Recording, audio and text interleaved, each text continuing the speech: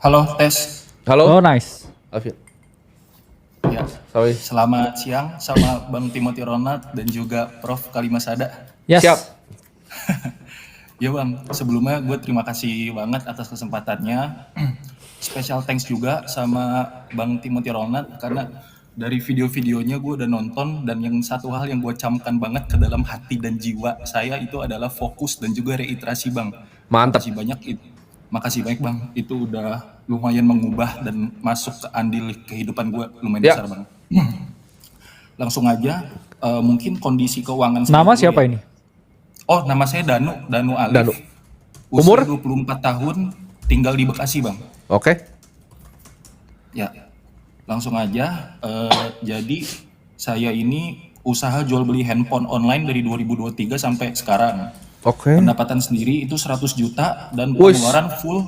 Semua pengeluaran itu 20 juta udah termasuk gaji karyawan, ngasih orang tua dan juga pengeluaran personal. Oke, nanti ini gua akan tambahin nih. Ya, siap. Oke, lanjut dulu. Lalu kemudian berarti gue bisa sisihin sekitar 80 juta. Nah, itu 30 juta Bersih itu ya dari usahanya. Di investasi 20 juta di Bitcoin, 10 juta di saham. Sahamnya ada BCA dan juga BBRI Apa? itu setengah-setengah. 80%, 80 juta investasi di? Enggak Bang, yang dapat disisihkan dari Oh, pendapatan bulanan. 40 juta. Ya. Nah, 30 jutanya itu buat investasi per bulan. 20 Oh, yang juta bulan di enggak. Bitcoin. Kamu jangan gitu. Kamu kasih Ya. tahu itu kan buat sorry. Savingmu berapa Saving sekarang? kamu berapa sekarang? Saving 80 juta Bang. Udah di luar Kamu dari punya pendapatan. pendapatan 100 juta terus tabungan kamu 80 juta. Jadi 80 juta, 30-nya itu buat invest, 50-nya itu buat muter modal lagi Bang.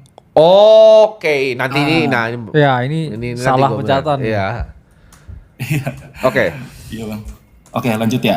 Ya. Nah, jadi 30 jutanya itu, 20 jutanya di Bitcoin, 10 jutanya itu di saham BCA dan BBRI itu tiap bulan Bang rutin.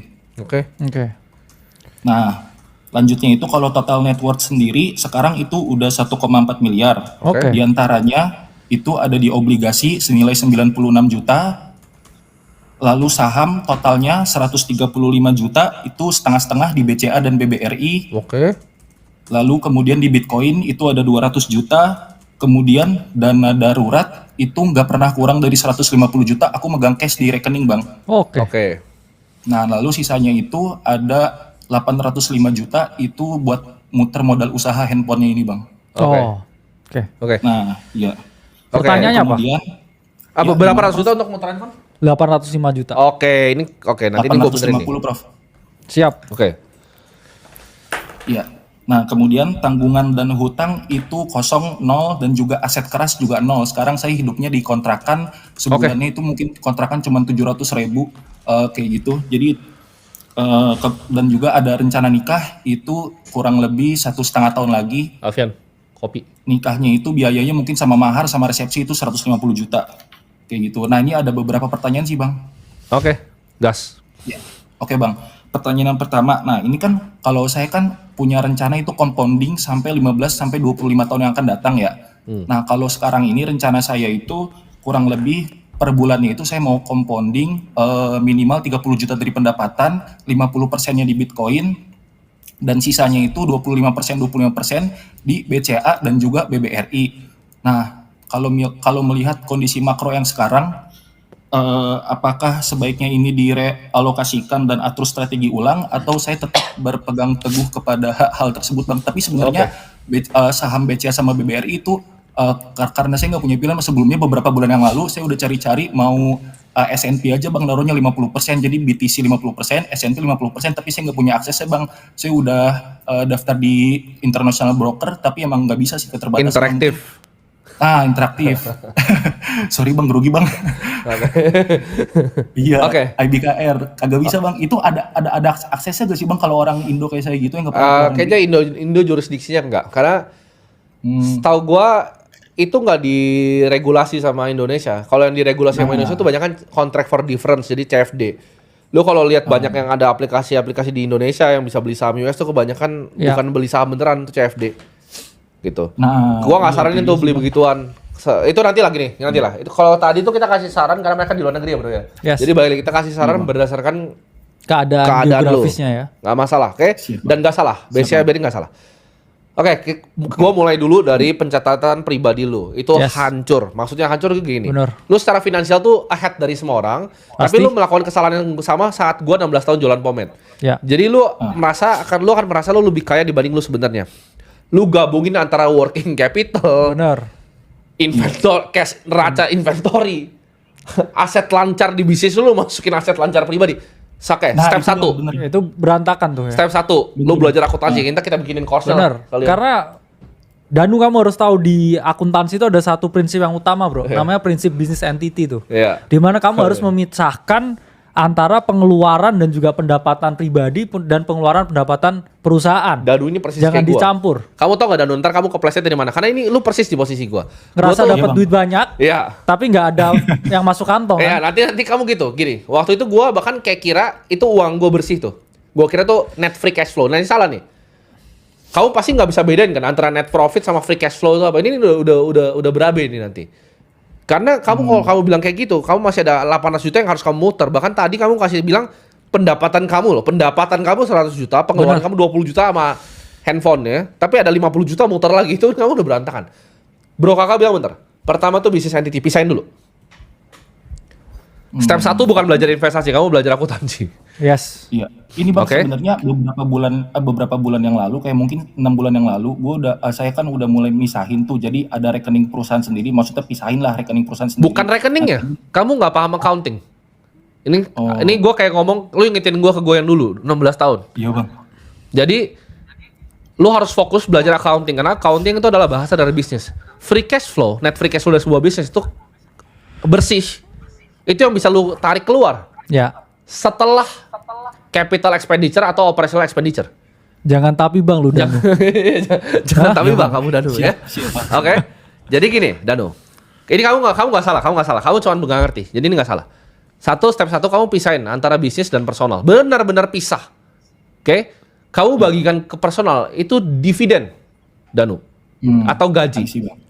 Jadi kamu bikin bisnisnya kamu rapi nih. Oke, ada revenue-nya, ya kan? Ada COGS-nya, semua lengkap. Ada net profit berapa, nanti ada net free cash flow-nya berapa. Oke, Danu? Siap Bang. Nah, dari situ kamu baru decide antara kamu mau gaji kamu. Kalau gaji itu keluar di expense itu nanti. Kamu mendingan gaji diri kamu dulu kalau saran gua, Bro. Yes. Karena nanti ntar kamu kalau bagi dividen tuh kamu salah ngitung. Terus kayak gua, ntar waktu gua udah mabok-mabok di klub malam sama beli sepatu. Ya masuknya expense jualan pomade. Terus kok inventory makin dikit ya benar. Iya. Kecampur gua dulu waktu itu dulu. Oke? Astagfirullah. Ntar handphone kamu berantakan jadinya. Ini kamu nggak salah, kamu tuh mungkin pengusaha yang pedagang lah, kamu belum pengusaha, kamu masih pedagang. Bener Bang, Yes. pedagang Bang. Pedagang yang hebat gitu. Cuman jangan sampai ketidaktahuan kamu, kan ini kan skill kan, usaha itu adalah skill. Jadi kamu step 1, kamu belajar akuntansi dulu. Nanti bro kakak bikinin lah kursus akuntansi. Yes. Kamu belajar. Ya. Siap Bang. Kamu belajar akuntansi dulu, kamu pisahin antara bisnis kamu dan personal. Kamu udah ada entitas usahanya? Sorry belum. Bang, gimana? Udah ada entitas usahanya? Nah itu dia Bang, niatnya sih di tahun ini Bang gue mau buat PT dulu buat nanti tahun depan kalau misalkan ada keperluan buat PT kan bisa buka counter offline gitu sih Bang. Soalnya kan baru online doang. Oke, problemnya dengan kamu nggak buka begitu adalah kamu bisa kena pendapatan Pajak. lain-lain pajaknya. Pribadi ya. Pajak pribadi dan itu dibebankan ke pribadi. Jadi saran gue gini Danu, kamu decide dulu ini mau bisnis serius yang besar atau enggak. Kalau ini bisnis yang kamu masih setengah-setengah, which is biasa 24 tahun masih Gue setengah-setengah. niatnya Yes. sih kalau sekarang ini niatnya buat selamanya sih Bang bisnis Oke, ini. kalau mau udah serius ya udah, lu bikin PT, lu gaji orang aja dulu freelance. Kalau lu nggak ngerti accounting, suruh orang lain bikin buku lu. Tapi bikin dulu bukunya. Oh. Kamu tadi kenapa mau buka toko offline itu? Online-nya kan udah jalan. Kira-kira Betul Bang. ancaman dan juga Ya. potensi Nah. ininya gimana ke depan? Kenapa kamu malah mau Nah, offline tadi? Iya Bang, soalnya ini kan salah satu desentralisasi dari penjualan juga Bang pertama. Oke. Kedua, Desentralisasi kemarin itu dari penjualan Bang supaya nggak Dia mau terpusat di diversifikasi. online. Diversifikasi maksudnya. Omsetnya. Iya. Ah. Nah terus Oke. juga kemarin kan Tokopedia kan abis kena tuh Bang dibeli Cina tuh dari Ya. TikTok Shop. Nah itu kena ke gue juga sih Bang lumayan ada efeknya makanya kan gue bikin website juga website e-commerce gitu jadi bisa transaksi lewat website gue juga Oke. kayak gitu. Nah dari situ gue ngeliat sih Bang kayaknya emang harus offline sih buat desentralisasi sih. Ya, gini. Business decision lu gua enggak otak-atik dulu. Lu lebih ngerti lah, lu jualan handphone, gua enggak jualan handphone. Tapi yang gua pengen tekanin adalah satu, lu bikin PT dulu.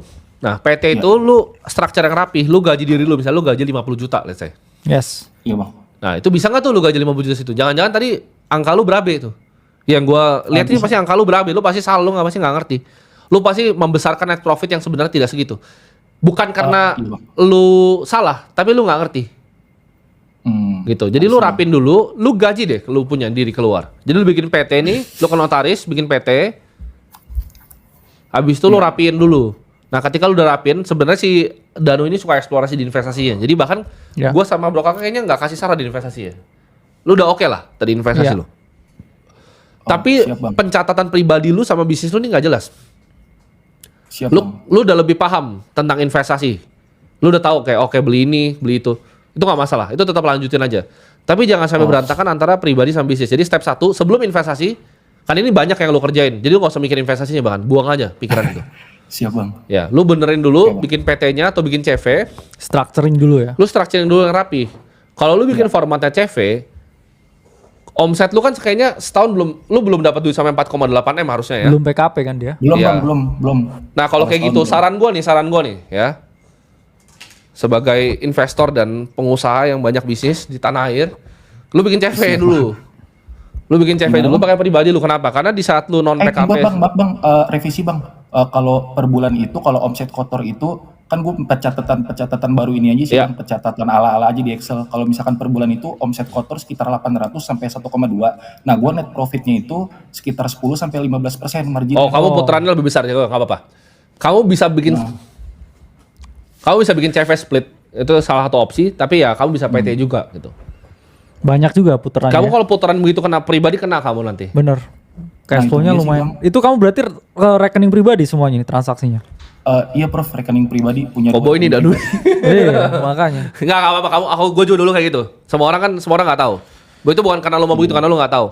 Jadi jawaban lo bikin badan usaha dulu, pilih antara PT atau CV. Tapi kalau CV di bawah 4,8 M lo bisa tarik pre-fund 0,5%. Yang banyak laku HP tipe apa Danu? Harga berapa? Iya. Kalau aku sih semuanya handphone second Prof. Jadi aku jualnya handphone second tapi khusus seri Samsung flagship. Jadi yang Ultra, Z Fold kayak gitu-gitu sih sama iPhone kadang-kadang. Oke. Keren. Kamu rapin pencatatan kamu bikin PT atau CV, kamu gaji diri kamu. Jadi jangan dividen dulu, karena kamu masih berantakan tuh. Ya. Kamu gaji diri kamu per bulan, baru kamu investasi dari gaji itu dulu. Oke, That's Bang. it, that's all. Siap, Bang. Jangan digabung sama sekali sama rekening pribadi lu. Jangan Excel ala-ala, bikin buku yang benar.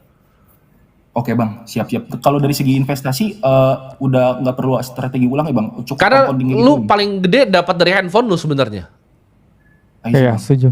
Investasi lu begitu pasti grow terus ya bro ya. Kenapa kamu nggak coba gimana misalkan dari duit ya, kan PT-nya distrukturin, gaji kamu 50 juta, setiap bulan kan kamu pasti dapat laba bersih dari PT-nya. Iya. Kenapa kamu nggak ekspansi usahamu daripada investasi di capital market atau di Bitcoin? Itu pertanyaan yang paling bagus sebenarnya. Kalau misalkan kamu bisa lebih banyak lah akunnya gitu, jadi 10 akun, siapa tahu omsetmu bisa double. Iya, itu dulu yang kamu kerjain sebenarnya. Bro kakak benar. Makanya kita nggak mau kasih saran investasi. Oke, Iya. siap Prof. Ya, Jadi Bang, ini bisnis mungkin kamu ini terakhir. gini. Oke, Iya, Bang. misalnya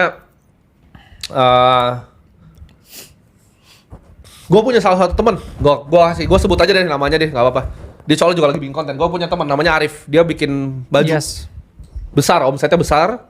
Salah satu yang paling besar lokal gue tahu. Dia itu baru investasi itu belakangan.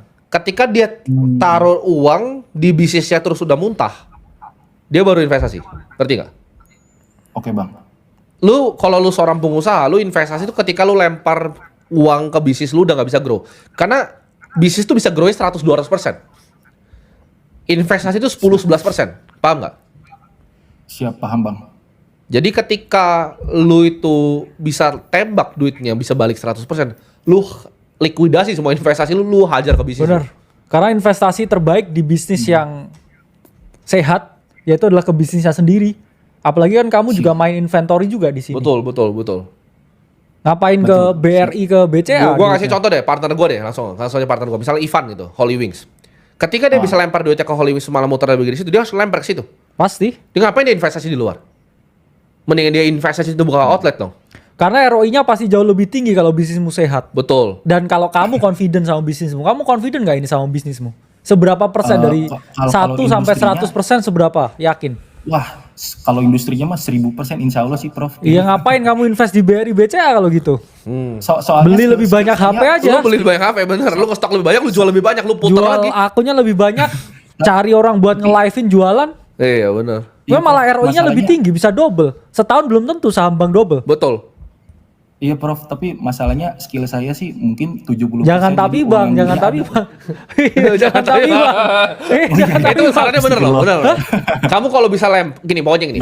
Lu seorang pebisnis nih, kapan lu investasi? Boleh kalau udah dari gaji mah silakan tuh kita nggak mikir. Tapi Ya, kan makanya. kecil. Gaji lu kan 50 juta kecil gitu. Yang gede itu miliaran bisnis lu. Kalau lu lempar ke bisnis udah muntah, baru investasi. Setuju. Paham nggak? Itu Kalau konsepnya. udah bisnisnya nggak bisa di scale up, Dengan baru duit. investasi. Oh, Kalau kamu udah nggak ada nih bisnisnya, oke ini udah mentok nih, segmennya udah orangnya itu aja, udah nggak bisa di scale up, ya udah aku lihat aset lain yang ROI-nya jauh lebih tinggi. Kalau enggak ya Benar. mending ke bisnisnya lagi dong. Benar, benar. Karena orang tua saya pun juga ya ketika dulu dari usaha kue ya, cuman jual naik motor kemana-mana, udah punya duit beli oven, terus punya duit lebih banyak beli ovennya jadi 2. Nah, Ya kan? Karena kamu harus paham juga ada yang namanya ini ya, fixed cost, variable cost.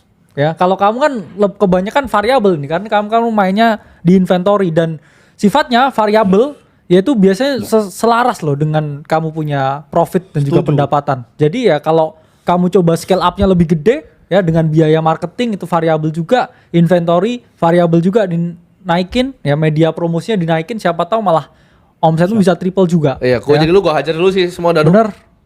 siap, Fokus siap, dulu. Bang. Fokus jual HP second. Iya, gua jadi lu gua likuidasi sih semua investasinya. Iya makanya.